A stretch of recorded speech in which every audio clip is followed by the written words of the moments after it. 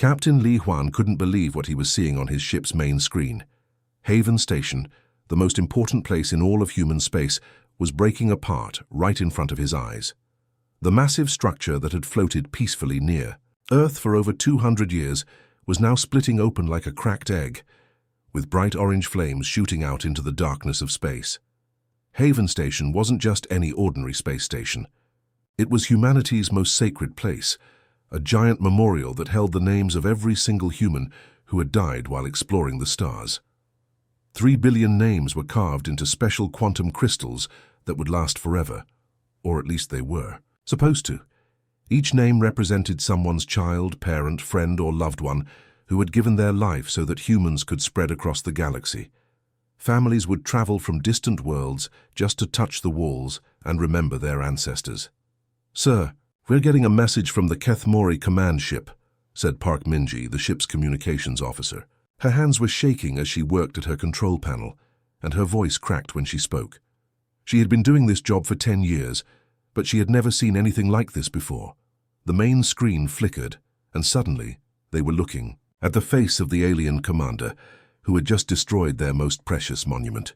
The Kethmori looked nothing like humans, with 4 bright yellow eyes arranged in a diamond pattern on his face and skin that looked like dark green leather. His mouth was curved in what humans would recognize as a cruel smile, showing off his sharp white teeth. "Your pathetic little shrine has been eliminated," the alien commander said, his voice filled with satisfaction and pride. "Consider this our final negotiation offer. Surrender now, or we will destroy more of your precious human buildings." Captain Li Huan gripped the armrests of his command chair so tightly that his knuckles turned completely white. His jaw was clenched shut, and every muscle in his body was tense with rage and grief. Behind him, Navigator Kim Jinho was quietly whispering an old prayer that his grandmother had taught him, asking for peace for all the souls who had just been lost along with their memorial. The alien commander cut off the transmission without waiting for a response, leaving the human bridge crew in complete silence. For several long minutes, nobody spoke. They all just stared at the burning wreckage that had once been humanity's most treasured landmark. Haven Station had been more than just a memorial or a tourist destination. It represented everything that made humans special in the galaxy. It showed their ability to remember their dead, to honor sacrifice, and to never forget where they came from. Now it was nothing but twisted metal and shattered crystal floating in the void of space. In that terrible silence, something deep and fundamental changed throughout all of human space. The aliens had just made the biggest mistake in galactic history. They thought they were destroying just another building, but they had actually awakened something that had been sleeping in the human spirit for generations. The galaxy was about to learn what happened when someone crossed the line that should never be crossed. Admiral Song Yuna stood alone in the massive meeting hall of the Terran Defense Council, staring at the giant holographic map that showed all of human space. The room that usually buzzed with activity from dozens of military leaders and politicians was now completely empty and eerily quiet. The holographic display told a story that would have been impossible to believe just days ago. Every single trade route that connected human worlds was now marked in bright red, meaning they were completely shut down. Cargo ships that had been carrying food, medicine, and supplies between planets had simply stopped moving. The diplomatic channels that had been used for centuries to talk with alien governments were all closed, their communication arrays powered, down, and silent. Most shocking of all, every human vessel in the galaxy had been called back home. This was something that had never happened before in human history. Even during the worst wars and disasters, human ships had always continued their work. Merchant vessels kept trading, exploration ships kept mapping new worlds, and diplomatic ships kept the peace talks going. But now, for the first time ever, every single human ship was heading back to human space. "Ma'am, the Galactic Council is demanding explanations," said Lieutenant Choi Daeho, Admiral Song's young assistant. He was holding a communication device that had been beeping constantly for hours, with urgent messages from alien governments. His voice was nervous because he had never seen the galaxy react like this before. Admiral Song Yuna turned to look at him, and her expression was colder than the empty space between stars. "Let them demand all they want," she said. her voice carrying a tone that made Lieutenant Choi step back. "They'll understand what's happening soon enough." At that exact moment, across more than 1,000 human worlds scattered throughout the galaxy, emergency broadcast systems activated. On every planet where humans lived, from the richest corporate headquarters to the poorest mining colonies on the edge of space, the same message began playing on every screen, radio, and communication device.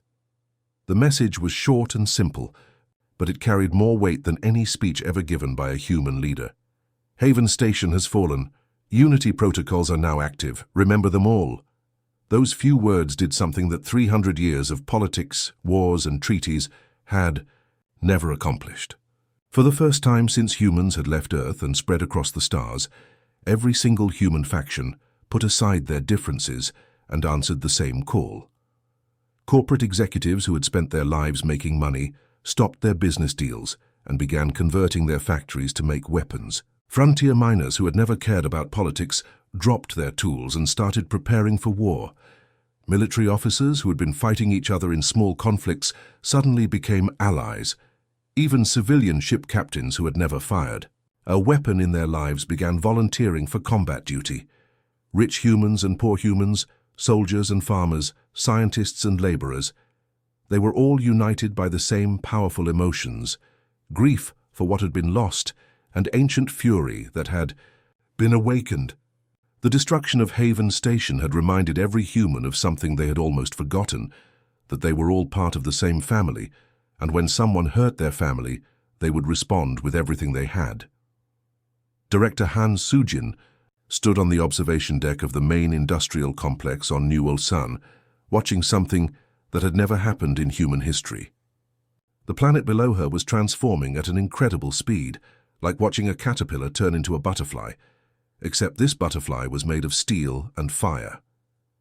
New Ulsan had always been one of humanity's biggest manufacturing worlds, with thousands of factories producing everything from household appliances to farming equipment. The planet's surface was covered with massive industrial complexes that worked around the clock to supply goods to human colonies across the galaxy. But in just 24 hours, everything had changed. Factory after factory was shutting down their normal production lines and quickly rebuilding them for a completely different purpose. The machines that had been making cooking pots were now forging armor plating. Assembly lines that had been putting together farming tractors were now building missile launchers. Even the factories that made children's toys had switched to producing communication equipment and medical supplies for military use. The transformation was happening so fast that it seemed almost magical. Workers who had spent years making peaceful products were now learning how to build weapons of war, and they were doing it with a determination that scared and impressed Director Han at the same time. "The memory cores are ready, Director," reported Engineer Yu Tai-hyun as he walked into the observation room. He was pointing toward a collection of massive quantum processors that hummed with electronic life. These weren't ordinary computers. They were the most advanced memory storage devices ever built by human hands. Every single name from Haven Station has been digitally preserved and cross-referenced with our historical records of alien aggression against humans, he continued, his voice filled with both pride and sadness. "We now have a complete database of every human who has ever been killed by aliens, going back 300 years.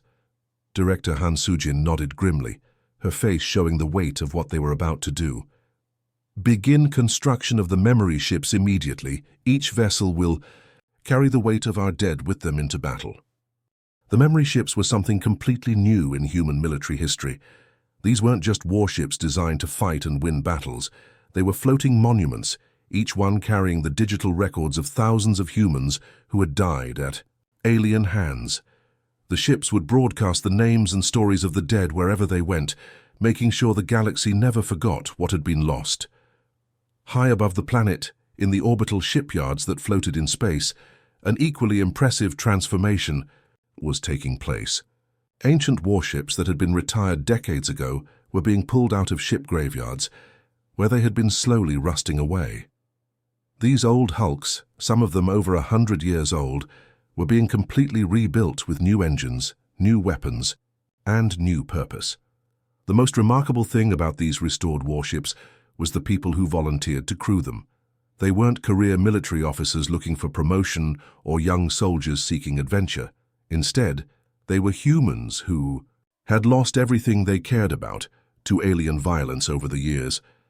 Parents whose children had been killed in alien raids, survivors of destroyed colonies, veterans of forgotten wars, they all shared one terrible trait. They had nothing left to lose and everything to avenge. Commander Anjihu felt his heart pounding as his stealth destroyer slowly materialized from the darkness of space, appearing like a ghost ship at the very edge of where the Kethmori sensors could detect them. His vessel, the Silent Vigil, was unlike any warship that had ever been built before.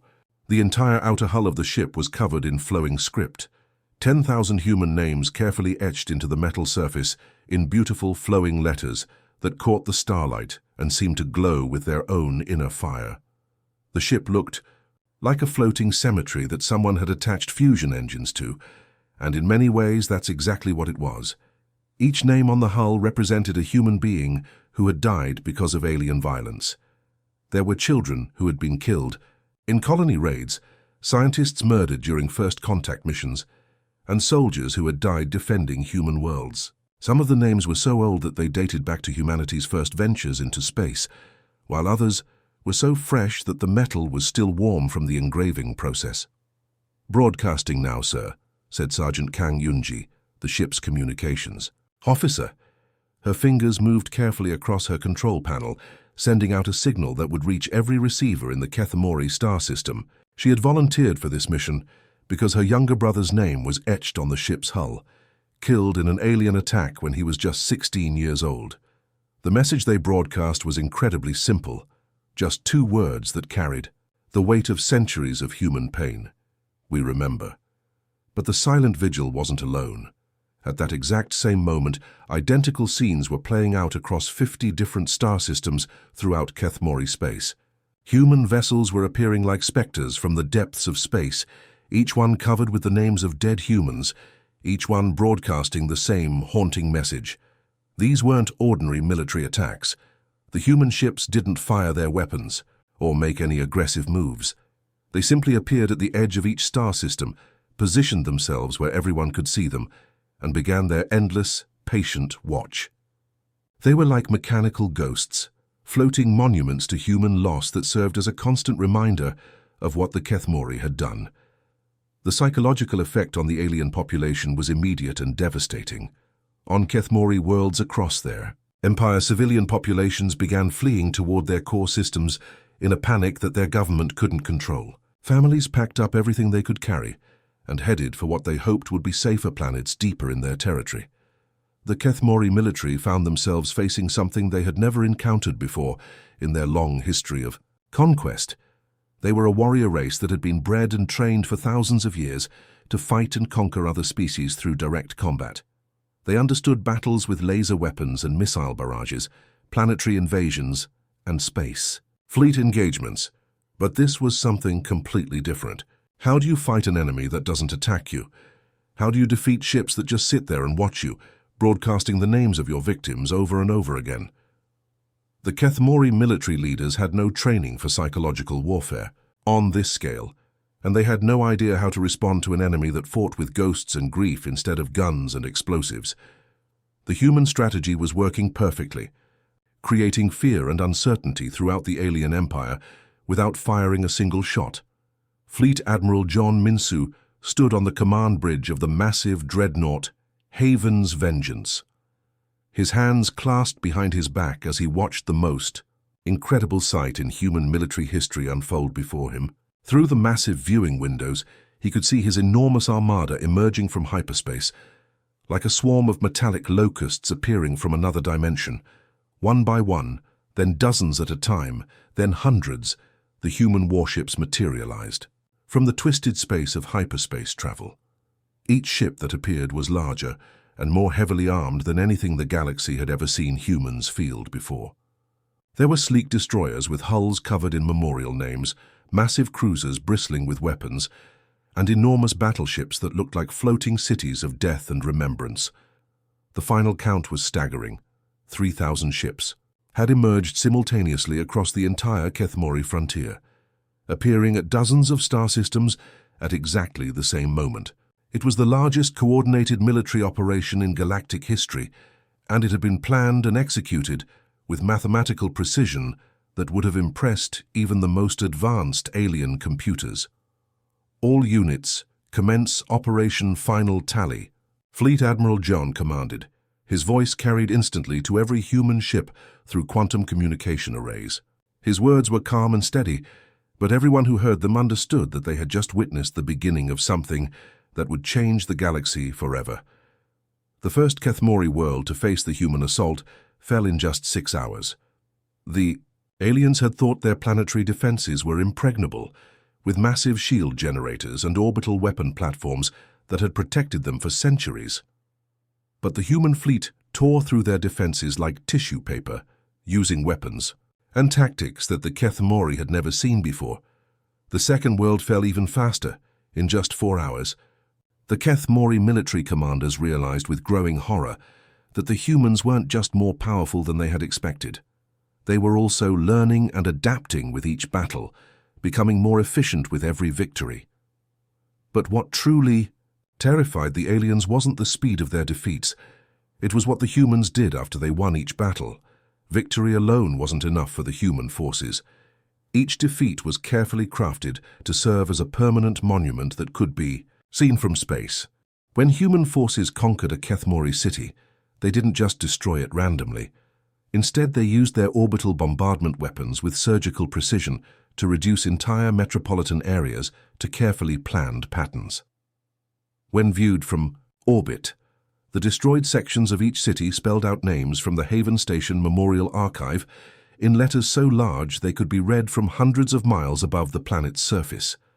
Captain Oh Seo-young, commanding the heavy cruiser Eternal Memory, had just finished one of these memorial bombardments. Using her ship's powerful plasma cannons, she had spent 3 hours carefully carving the words Kim Young-ho, age 7, Haven Station Civilian Quarter C7, into the planet's largest continent. The letters were each over 50 miles long, burned into the planet's crust so deeply that they would remain visible for thousands of years. Every human ship was doing the same thing, turning conquered alien worlds into massive memorial stones that spelled out the names of humans who had died.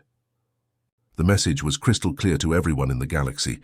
Every single human death would be remembered, recorded, and repaid in full. Ambassador Lim Jae-hyun sat calmly in his chair at the Galactic Council chambers, completely ignoring the dozens of urgent communication requests that were flooding his personal device. The small screen on his desk was flashing with incoming calls from alien governments across the galaxy, all desperately trying to reach him with the same message. They wanted humanity to stop what they were doing and come to the negotiating table. But Ambassador Lim wasn't interested in talking. He sat with his hands folded in his lap, watching the chaos unfold around him in the great circular chamber that had been the center of galactic diplomacy for over 500 years. Alien diplomats from dozens of different species were running back and forth, their voices raised in panic and desperation as they tried to figure out how to deal with what humanity was doing to the Kethmori Empire. The Veltari representative, a tall alien with blue-green skin and 6 arms, slithered up to Ambassador Lim's desk with obvious desperation in his large black eyes. The Veltari had always considered themselves the most intelligent species in the galaxy, and they prided themselves on being able to solve any problem through careful negotiation and logical thinking. "Your species has gone completely mad," the Veltari hissed, his voice filled with a combination of fear and disgust. "This isn't warfare in any sense that civilized beings understand. What you're doing to the Kethmori isn't military strategy. It's systematic annihilation of an entire species and their civilization." Ambassador Lim looked up at the alien diplomat with a smile that contained absolutely no warmth or friendliness. His expression was colder than the vacuum of space, and his eyes held a hardness that made the Veltari representative take a step backward in instinctive fear. "No, you're wrong," Ambassador Lim said in a voice that was perfectly calm and controlled. "This is not madness and it's not random destruction. This is accounting. We're simply balancing the books." All across the galaxy, other alien species were watching the destruction of the Kethmori Empire with a mixture of horror and fascination. For centuries, most aliens had dismissed humans as being too emotionally unstable to be a serious threat in galactic politics. They had always said that humans were too driven by their feelings, too likely to make irrational decisions based on anger or sadness instead of cold logic. The alien governments had thought that human emotional nature was a weakness that could be exploited. They believed that humans would always be divided among themselves because of their tendency to have passionate disagreements about everything from politics to religion to how to raise their children. But now they were learning a terrifying truth about humanity. When humans were divided, their emotional nature did make them weak and easy to manipulate. However, when something happened that unified all humans and focused their emotions in the same direction, those same feelings became an unstoppable force. That was more dangerous than any weapon ever invented. The methodical precision of human vengeance was proving to be far more terrifying than any berserker rage or mindless destruction could ever be. If humans had simply attacked the Kethmori in a blind fury, other species could have understood and predicted their behavior. But this calculated, systematic approach to revenge was something entirely new in galactic history, and it was frightening. Every alien government that was watching it unfold, Emperor Kethval sat hunched over in the deepest, most secure bunker on his fortress world, his 4 yellow eyes glued to the massive tactical display screens that covered every wall around him.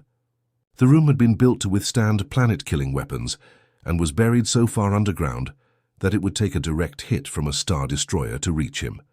But despite all these protections, the Emperor was shaking with terror as he watched his mighty empire crumble before his eyes. The tactical displays showed what had once been the greatest military force in the galaxy. The Kethmori Empire had conquered dozens of species over the past 1,000 years, building fleets that numbered in the tens of thousands of warships. Their military had been the most feared force in known space, with weapons technology that could crack planets in half and defensive systems that had never been breached. But now, as Emperor Kethval watched in horrified disbelief, those magnificent fleets were simply disappearing from his screens. One moment, a battle group of 50 heavy cruisers would be defending a strategic star system, and the next moment there would be nothing left but empty space. The human forces weren't just defeating his ships, they were erasing them so completely that it was as if they had never existed in the first place. No wreckage floated in space after these battles. TOW survivors sent desperate final messages. No escape pods were launched. The Kethmori fleets were being eliminated with such perfect efficiency that even their debris was being destroyed, leaving no trace that they had ever been there. "Your supremacy," whispered General Morthak, the Emperor's most trusted military aide, as he approached the command throne with obvious fear in his voice. The general had served the Emperor for 30 years and had never shown weakness before, but now his hands were trembling as he held a data pad with the latest intelligence reports. The humans, they're broadcasting detailed casualty reports after every engagement, the general continued, his voice barely audible in the vast bunker. The reports show perfect mathematical precision. Every single death they've caused in our empire corresponds exactly to specific names from their memorial database. The Emperor's 4 eyes widened in absolute terror as he understood what his aide was telling him. This wasn't ordinary warfare where armies fought for territory, resources, or political advantage. This wasn't even the kind of brutal conquest that the Kethmori themselves had practiced for centuries, where the goal was to dominate and enslave other species. This was something far worse. The humans weren't trying to conquer the Kethmori Empire. They were systematically exterminating it with the cold efficiency of an accounting department balancing financial books. Every Kethmori death was being carefully recorded and matched against their database of human casualties, as if this were some kind of massive business transaction instead of a war. Suddenly, the bunker's communication system crackled to life, and Captain Shin Do-hyun's voice echoed through the reinforced walls with crystal clarity. The human officer's tone was completely calm and professional, as if he were reading a quarterly financial report. instead of announcing the destruction of an entire civilization. Debt calculation update. 847, 293 lives owed, according to Memorial. Records.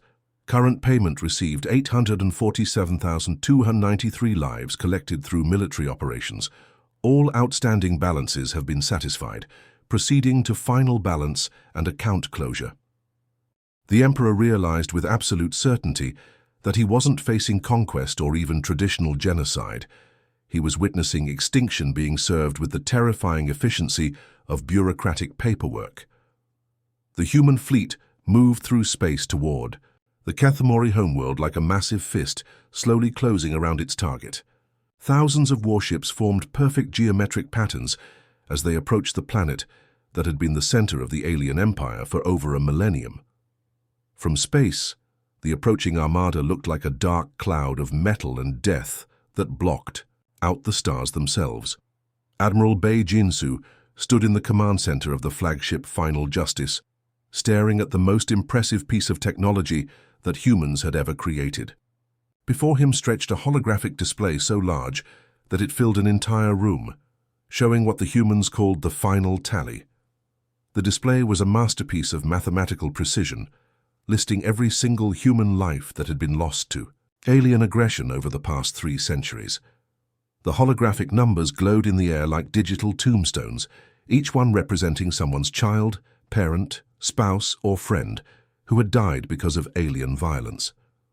The display showed not just names but ages, occupations, home planets, and the exact circumstances of each death.